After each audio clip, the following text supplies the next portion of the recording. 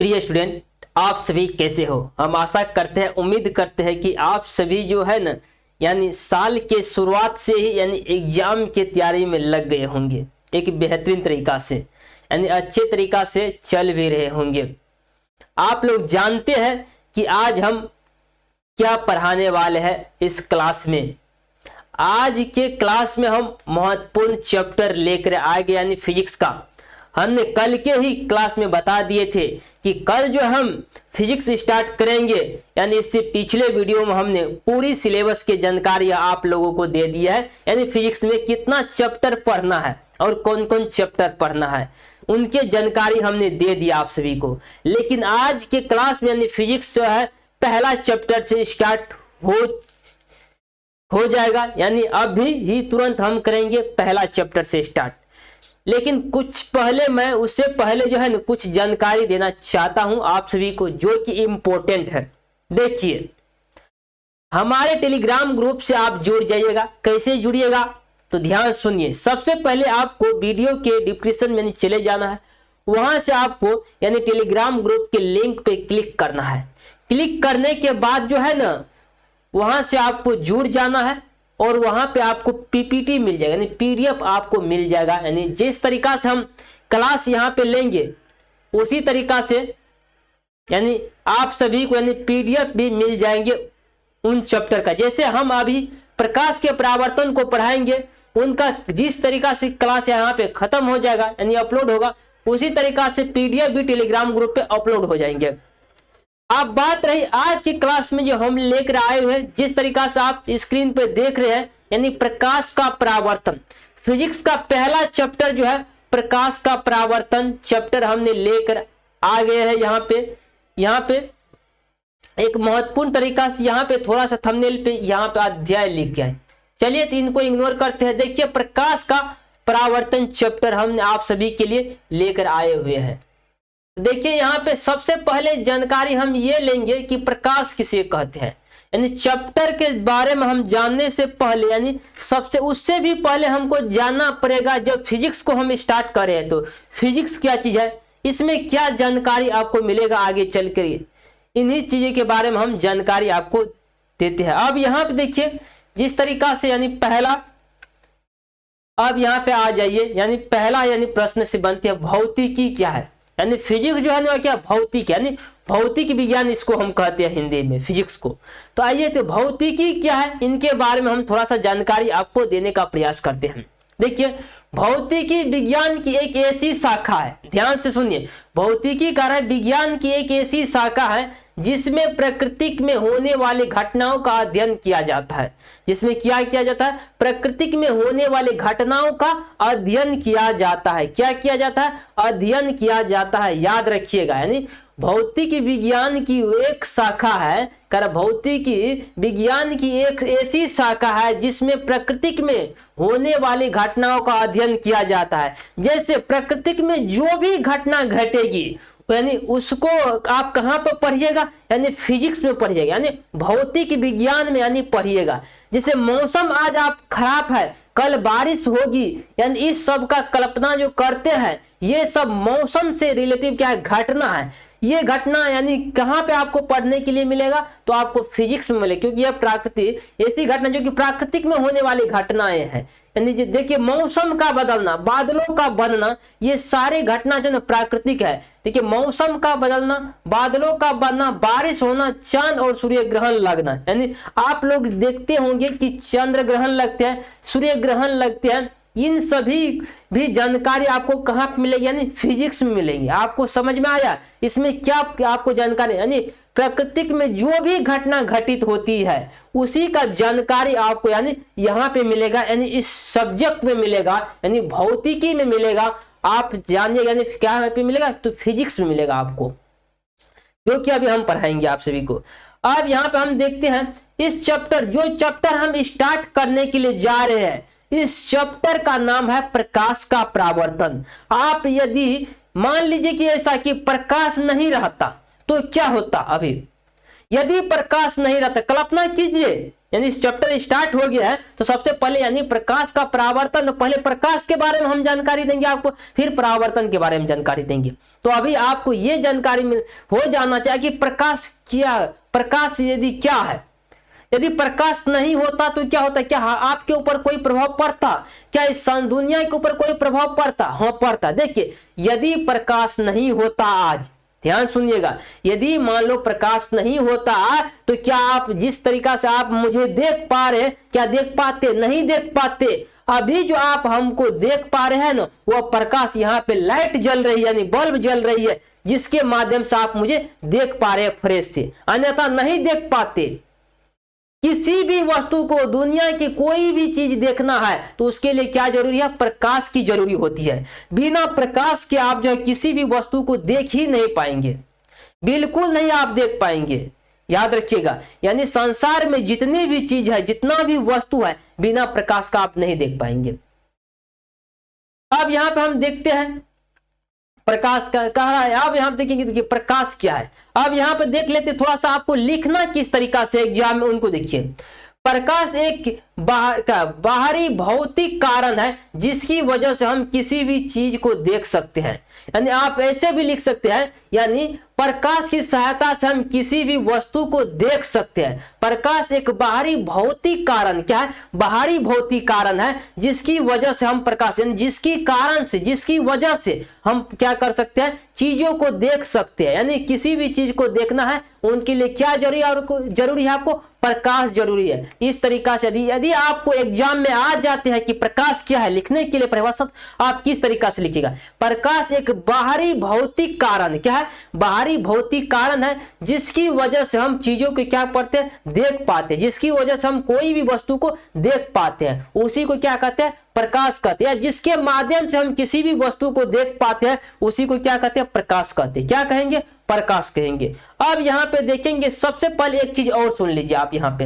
अब प्रकाश के बारे में आपको जानकारी तो मिल गया, लेकिन परावर्तन क्या है? देखिए अभी यहाँ पे प्रकाश की जानकारी आपको मिला है, लेकिन अब हम देखेंगे परावर्तन क्या है। देखिए जैसे मैं मान लीजिए यहाँ पे ये कोई वस्तु है, यहाँ पे कोई वस्तु है मान लीजिए ये और इससे कोई भी चीज आए, अभी मत समझिए प्रकाश का परावर्तन। आप कल्पना, कोई चीज यहां से आया, मान लिए यहाँ पे ये पेन आया, यहाँ पे उधरे लौट गया। देखिए यहाँ पे ऐसे पेन जैसे गिरा, ये लौट गया, तो इसी के क्या कहेंगे? परावर्तन कहेंगे। यदि प्रकाश की किरण इस पे आया और यहाँ पे क्या हुआ, यदि ये लौट गया ना प्रकाश की किरण, इसी को हम क्या बोलेंगे? प्रकाश का परावर्तन कहेंगे। यानी प्रकाश का परावर्तन हो गया। अब प्रकाश का परावर्तन कहां से होते हैं, इनकी जानकारी भी आगे मिलेगा इसी क्लास में।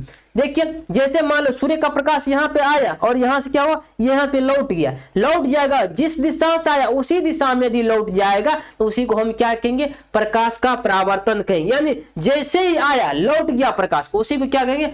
परावर्तन कहेंगे। यानी प्रकाश, यदि प्रकाश की किरण आया और लौट गया तो उसी को हम क्या बोलेंगे? प्रकाश का परावर्तन बोलेंगे। अब यहाँ पे देखते रहिएगा आप, किसी का घर जो बना होगा, गांव घर से यदि आप लोग होंगे, मान लो टीना का घर बना होगा, देखते होंगे, यानी उस पे क्या हुआ, जिस तरीका से मान लो सूर्य जो तपती होगी 1 बजे, 12-1 बजे के समय में, गर्मी के मौसम में, जैसे ही चदरा पे यानी टीना पे क्या वहां पे प्रकाश आती होगी, वहां पे क्या चमक तो आ दिखा, क्या वहां पे आंख नजर पर नहीं, वहां पे क्या होता है? प्रकाश का क्या होता है? हम बोलेंगे परावर्तन होता है। प्रकाश का क्या होता है? परावर्तन होता है।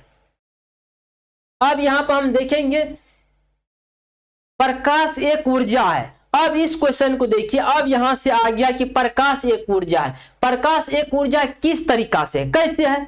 आपसे यदि कोई पूछ देगा कि प्रकाश जो है ऊर्जा, आप तो पढ़ लेंगे यहाँ पे, लेकिन हम बता देंगे कि प्रकाश एक प्रकार की ऊर्जा है। क्यों ऊर्जा है? आपके मन में एक क्वेश्चन होना चाहिए, आखिर क्यों ये ऊर्जा है प्रकाश, किस तरीका से, कैसे पता चलेगा? देखिए सभी आज ने बिजली की लाइनें आ गई है। जब आपके पुराने यानी जब आपके समय, जिससे आप भी जब छोटे होंगे तो छोटे में ही आपके घर में यदि मान लो लाइट नहीं हो, जैसे हमारे समय में लाइट नहीं था, जिस समय हम जो लगभग के 10 वर्ष के 12 वर्ष के जब थे ना, वहां पे क्या हुआ, लाइट नहीं था हमारे गांव में, तो वहां पे क्या होता, मोबाइल चार्जिंग के लिए क्या सोलर पैनल का यानी लोग उपयोग करते थे गांव घर में। क्या करते, सोलर प्लेट जिसको हम बोलते हैं, सोलर पैनल जिसको बोलते हैं, उसी का उपयोग करते थे। जैसे सूर्य के प्रकाश सोलर पैनल पाया, वह क्या करता था, सौर ऊर्जा का क्या करता, विद्युत ऊर्जा में बदल देता था।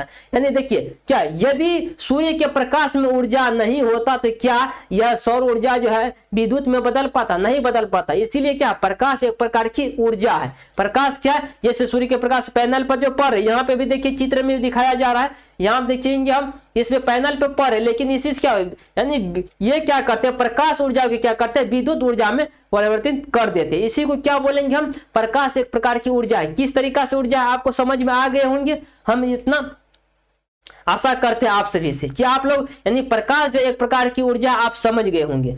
अब दूसरा यहाँ पे बात आती है कि यह निर्वात में भी यात्रा करता है। आखिर निर्वात किसको कहेंगे हम, पहले यह जानकारी आप लीजिए कि निर्वात किसको कहेंगे। देखिए जहां पर पूरी तरीका से हवा नहीं होती उसी जगह को हम क्या कहते हैं, निर्वात कहते हैं। यानी बिना यानी देखिए जहां पर हवा नहीं रहेगा निर्वात में भी प्रकाश जो चल पाती है। यानी प्रकाश को चलने के लिए वायु की आवश्यकता नहीं होती है, क्या होती है, और प्रकाश की चाल भी निर्वात में ही सबसे अधिक होता है। नीचे में लाइन दिया गया है, निर्वात में प्रकाश की चाल कितने, 3 × 10⁸ मीटर पर सेकेंड होता है। और यहाँ पे बताएंगे, यहाँ पे किलोमीटर में भी दिया गया है।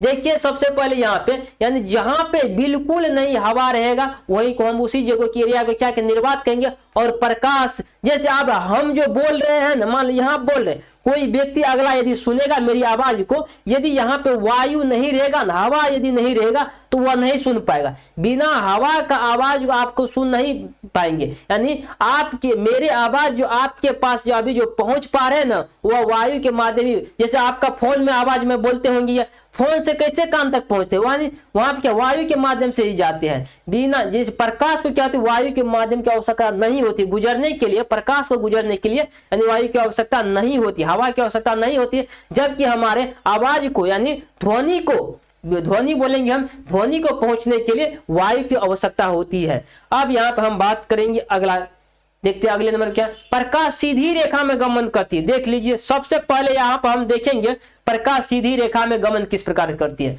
मान लीजिए यहाँ पे कोई पाइप आप देखे होंगे, पाइप लीजिए यहाँ पे, क्या पाइप को यदि मान लीजिएगा, अभी तो यहाँ पे गोल आकार में थोड़ा सा इनको हम मोड़ लेते हैं और आपको समझाने के यहाँ प्रयास करते हैं। अब यहाँ देखिए मान लो ये पाइप है, इस तरीका से यदि लाइट जलाइएगा ना, यहाँ पे टॉर्च लेकर आप यदि लाइट जलाइएगा इसमें, यह गमन करेगा क्योंकि इसका जो सीधी है। इसी को कॉपी को क्या करेंगे, यदि पाइप यदि मोड़ देंगे ना, क्या नहीं यह गुजर पाएगा, जहां पे यह मुड़ा है वहीं तक प्रकाश जो है रुक जाएगा। इसीलिए प्रकाश को गुजरने के लिए प्रकाश कौन सी रेखा में चलती है, प्रकाश जो है सीधी रेखा में चलती है, यानी टेढ़ी मेढ़ी रेखा में नहीं चलती प्रकाश। प्रकाश को चलने के लिए यानी सीधी रेखा चाहिए।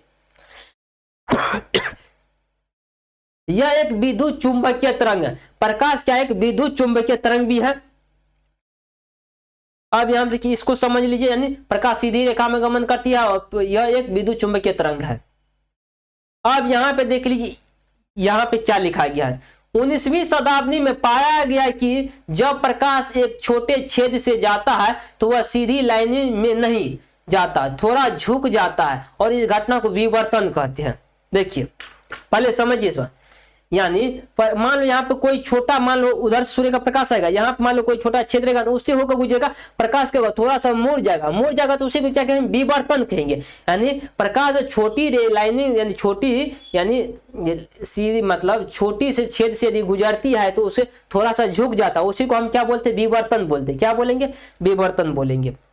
अब यहाँ पे देखिए प्रकाश का स्रोत किसे कहते हैं। प्रकाश का देखिए सबसे पहले ये जानकारी आपको हो जाना चाहिए कि स्रोत क्या है। प्रकाश देखिए, प्रकाश जहां जहां से मिलेगा आपको, जहां जहां से आपको प्राप्त होगा उसी को हम क्या बोलेंगे, प्रकाश का स्रोत बोलेंगे। आप अभी ये बताइए कि प्रकाश आपको कहां से मिल पाते हैं। देखिए सबसे पहले सूर्य से मिल पाएगा, ठीक ना, सूर्य तो है ही। उसके बाद टॉर्च, लैंप, जितना भी ये चीज है ना जो कि आपको प्रकाश देती है, जैसे अभी बल्ब हमारे ऊपर जल पा रहे थे, ये प्रकाश दे रहे हैं यह क्या है, बल्ब क्या प्रकाश का स्रोत है। यानी जिन जिन माध्यम से प्रकाश आपके यानी पहुंचते हैं, जो माध्यम से आपको प्रकाश जो प्राप्त होते हैं उसी को हम क्या बोलेंगे, प्रकाश का स्रोत बोलेंगे। क्या बोलेंगे, स्रोत बोलेंगे। अब यहाँ पे देखिए आपको यदि पूछ दिया जाए प्रकाश का स्रोत किसे कहते हैं या किसे कहा जाता तो कैसे लिखेंगे एग्जाम में, यहाँ सुनिए। जहां से प्रकाश निकलता है या उत्पन्न होता है उसे प्रकाश का स्रोत कहते हैं। उसे क्या कहते हैं? प्रकाश का स्रोत कहते हैं। यानी जहां से प्रकाश निकलता है या जहां से या उत्पन्न होता है उसी को क्या कहेंगे? प्रकाश का स्रोत। या तो आप यहां से ऐसे भी लिख सकते हैं, जिस माध्यम से हमको प्रकाश, जिस चीजों से आपको प्रकाश यानी मिलती है, प्राप्त जो होती है, उसी को क्या बोलते हैं? प्रकाश का स्रोत भी बोलते हैं। हालांकि सिस्टम में थोड़ा सा लिखिएगा क्रम बाय क्रम, यानी प्रकाश जहां से निकलता है या उत्पन्न होता है उसे प्रकाश का स्रोत कहते हैं। जैसे जलता हुआ दीपक, ये नहीं कि बुता हुआ दीपक, नहीं, जलता हुआ दीपक, जलता हुआ दीपक ही आपको प्रकाश देगा, वही प्रकाश का स्रोत है। ये कि जो दिया बुत गया, क्या वो प्रकाश दे पाएगा? नहीं दे पाएगा। अब टॉर्च का हम बात करेंगे। टॉर्च, जैसे टॉर्च जलेंगे तो क्या वो प्रकाश देंगे? सूर्य देखिए, सूर्य, यह देखिए, सूर्य सबसे प्रकाश का स्रोत, सबसे ये जो है सूर्य है, ही है। बल्ब का बात करेंगे हम, यहाँ पे बल्ब भी प्रकाश देते हैं, जिस तरह का सभी लाइट जल रही है यहाँ पे भी। अगला नंबर पर हम देखने का प्रयास करेंगे आत्मदीप्त और प्रदीप्त पदार्थ क्या होते हैं। देखिए पदार्थ दो तरह के होते हैं, एक होते हैं आत्मदीप्त पदार्थ और एक होते हैं प्रदीप्त पदार्थ। जिनके देखिए एक दो तरह के, पहले अपने भाषा में समझिए। एक वैसा पदार्थ आप देखते होंगे जो कि आपको प्रकाश देता है, जिसके पास प्रकाश है। एक वैसा चीज को देखते होंगे जिनके पास प्रकाश नहीं है। तो अब आगे देखिए, यहाँ पे जो खुद प्रकाश उत्पन्न करते हैं उन्हें आत्मदीप्त पदार्थ कहते हैं। देखिए आत्मदीप्त पदार्थ अपने आप में प्रकाश है। क्या? आत्मदीप्त, नाम से ही सुनिए, आत्मदीप्त पदार्थ मतलब जिनके खुद का उत्पन्न करते हैं, जो प्रकाश खुद उत्पन्न करते हैं, जिन्हें प्रकाश स्वयं ही उत्पन्न करते हैं, जिनके पास स्वयं ही प्रकाश है, उसी को हम क्या बोलेंगे? पर आत्मदीप्त पदार्थ बोलेंगे। और जैसे में किसी सूर्य के पास देखिए अपना प्रकाश, तारा के पास है, अग्नि के पास अपना प्रकाश है, और उसके बाद और किसी के पास है? बिल्कुल नहीं, चंद्रमा के पास नहीं है अपना प्रकाश। चंद्रमा जो है ना सूर्य से प्रकाश का ग्रहण करते हैं, सूर्य से ही ग्रहण करते हैं। अब यहाँ पर जो खुद प्रकाश नहीं उत्पन्न करते हैं लेकिन दूसरे से स्रोत मिल करके, दूसरे से स्रोत से मिल करके दिखते हैं, उसे आत्मदीप्त पदार्थ कहते हैं। जैसे चंद्रमा, दर्पण, कांच की बोतल आदि। यानी देखिए ये सब के पास जो है ना प्रकाश नहीं है, या दूसरे से लेकर के यानी प्रदीप्त पदार्थ यानी प्रदीप्त होते हैं, यानी दूसरे के कारण ही जलते हैं। जैसे जिस तरीका से यानी सूर्य से यानी चार्ज कौन होते हैं? चंद्रमा होते हैं, फिर वो प्रकाश देते हैं दूसरे को। यानी उस चंद्रमा के पास खुद का जो है प्रकाश नहीं है। इस तरीका से दर्पण, देखिए दर्पण के पास प्रकाश नहीं है, कांच के भी पास नहीं है। अब किरण देखेंगे यहां से, आखिर किरण किसे कहते हैं? आखिर किरण सबसे पहले ये जान लीजिए किरण कहते हैं किसे, अपना भाषा में देखिए। जैसे मान लो कोई लाइट आ रही, उसी को बोलेंगे किरण। सूर्य का प्रकाश मान लो कोई खिड़की से गुजरेगा, वो एक पतली लाइनिंग बन जाती है, उसी को क्या बोलते हैं? किरण बोलते हैं। उसी को क्या बोलते हैं हम? किरण बोलते हैं। अब यहाँ पे देखिए जब प्रकाश एक सीधी लाइनिंग में चलता है तो उसे प्रकाश की किरण कहते हैं। क्या बोलते हैं? किरण बोलते हैं। मान लो यहाँ पे सूर्य यहाँ पे है और यहाँ पे इसका सूर्य का प्रकाश इस सीधी लाइनिंग में गुजरेगा, तो इसी को क्या बोलेंगे हम? किरण बोलेंगे। किरण बोलेंगे, उसी को क्या बोलेंगे? किरण बोलेंगे। यानी जब प्रकाश एक सीधी लाइनिंग में चलता है, याद करते चलिए अभी, जब प्रकाश एक सीधी लाइनिंग में चलता है तो उसे प्रकाश की किरण कहते हैं। उसे क्या कहेंगे? प्रकाश की किरण कहेंगे। अब अगला नंबर चलिए। अब यहाँ देखिए किरण पुंज किसे कहते हैं?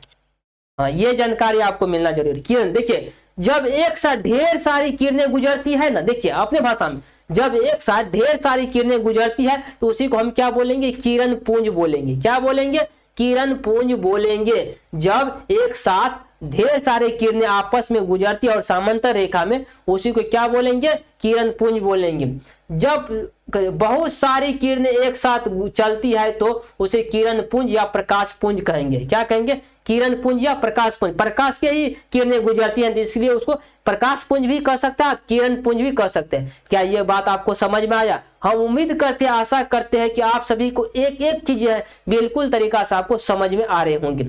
ऐसा नहीं कहिएगा समझ में नहीं। यदि आपको कोई दिक्कत या समस्या आती है तो आप जरूर वीडियो के कमेंट बॉक्स में लिखिएगा कि किस तरीका से आपको समस्या आ रही है, तो हम उसको सुधार करने का प्रयास करेंगे।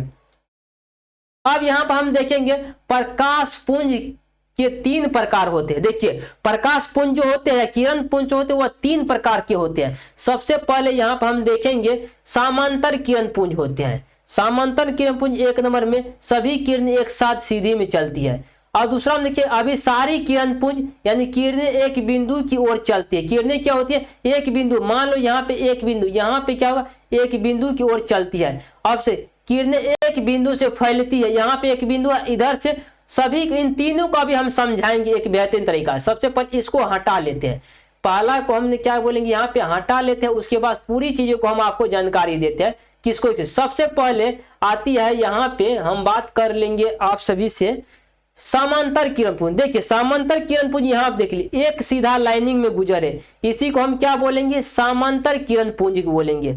अब दूसरा बात रही यहाँ पे यानी अभिसारी किरण पुंज, किरणें एक बिंदु की तरफ जाती है। देखिए मान लो यहाँ पे क्या होते हैं, इधर से भी किरण आती है, इस बिंदु पे मिलती है, इधर से भी आती है, एक बिंदु पे मिलती है, और इधर से भी आती है, एक बिंदु पे मिलती है। इसी को क्या बोलेंगे, अभिसारी किरण पुंज बोलते हैं। यानी प्रकाश जो है विभिन्न माध्यम से एक ही बिंदु पर आकर के मिलती है, तो उसी को हम क्या बोलेंगे, अभिसारी किरण पुंज कहेंगे। एक होता है अपसारी किरण पुंज, यानी किरणें एक बिंदु से, यहाँ से है ये बिंदु, ठीक ना, इस बिंदु से होकर के विभिन्न दिशा में जाएगी, यानी सगरे फैलेगी, इसी बिंदु से निकल के क्या होगा, पूरी दिशा में इधर फैल जाएगी, तो इसी को हम क्या बोलेंगे, यानी अपसारी किरण पुंज कहेंगे। क्या बोलेंगे, अपसारी, यानी अपसृत होती हुई जाती है, यानी फैलती हुई जाती है, उसी को हम क्या बोलेंगे, अपसारी किरण पुंज। एक बिंदु पे मिलती हुई प्रतीत होती है, उसी को क्या बोलेंगे, अभिसारी किरण पुंज कहते हैं। एक सीधा लाइनिंग में चलती है तो समांतर किरण पुंज कहेंगे, यानी नाम से ही स्पष्ट हो रहे हैं। तो अब यहाँ पे अगला नंबर पे देखेंगे हम। अब यहाँ पे देखिए यानी प्रकाश के 3 प्रकार की किरण पुंज है, बिल्कुल है 3 प्रकार की किरण पुंज। पहला समांतर किरण पुंज के बारे में हमने आपको जानकारी दे दी है। यहाँ देखिए जिन किरणों से सभी किरणें आपस में एक दूसरे के समांतर होती है उसे समांतर किरण पुंज कहते हैं, उसे क्या बोलेंगे, समांतर किरण पुंज बोलेंगे। और यहाँ पे हम देखने का प्रयास करेंगे 3 है, ठीक ना। अब यहाँ पे देख लीजिए, यहाँ पे विभिन्न तरीका से इनको तो आप समझ गए, यानी जिन किरणों में सभी किरणें आपस में एक दूसरे से समांतर होती है, यानी एक दूसरे, देखिए समांतर इस तरीका से लेगा जिसको समांतर किरण पुंज कहेंगे। अभी सारी किरण के बारे में हमें अभी आपको जानकारी दी है, जिन किरणों की सभी किरण एक बिंदु पर आकर के मिलती है, उस एक बिंदु देखिए यहाँ पे मिलती हुई प्रतीत होती है, हर एक दिशा में मान लो ये यहाँ पे आकर के मिलेगी, इधर से भी प्रकाश आया, इधर से मिलकर के एक बिंदु पे मिल गया, इसी को अभिसारी किरण पुंज कहें। अपसृत मतलब अपसारी मतलब फैलती हुई प्रतीत, एक बिंदु यहाँ पर और यहाँ से क्या होता है, प्रकाश फैलती हुई प्रतीत होती है, विभिन्न दिशा में जाती है, यानी एक बिंदु से जाती है, एक बिंदु पर आती है तो अभिसारी, एक बिंदु से जाते हैं तो अपसारी। इन बातों को आप याद रखिएगा। अब यहाँ पे देखेंगे अगला नंबर से, देखिए ज्यादा हम क्लास में यहाँ पे पढ़ाएंगे आप सभी को तो फिर आप लोग बोरिंग भी हो जाएगा और साथ ही साथ आपको उतना याद नहीं कर पाएंगे। इसको आप एक बार रिवीजन जरूर कर लीजिएगा। जिस तरीका से आपको यहाँ पे पीपीटी मिलेगा अभी जिस तरीका से इस पीपीटी मिलेगा ना आपको, इन सभी को क्या करिएगा आप जो है एक बार रीडिंग करके उसके बाद फेयर बना लीजिएगा। फेयर बनाना आपको अत्यंत जरूरी है। ये हमने इस क्लास में पहला क्लास लिया है इसलिए इतना ही रहने देते हैं। तो मिलते हैं अगले क्लास में, तब तक आप वीडियो में बने रहने का प्रयास करिएगा। तो आज के क्लास आप लोग को कैसा लगा जरूर वीडियो को कमेंट बॉक्स में बताने का प्रयास करें। अगला हम प्रकाश के माध्यम पर आएंगे अगले चरण, उसके बाद दर्पण के विषय में भी हम आपको जानकारी देंगे, यानी उसमें सबसे इंपॉर्टेंट जो है दर्पण, समतल दर्पण, उत्तल दर्पण, अवतल दर्पण, इन सभी के बारे में भी हम आपको जानकारी देंगे अगले क्लास में। हालांकि इतना ही रहने देते आज के क्लास में, मिलते अगले क्लास में, आप लोग बने रहने का प्रयास करिएगा।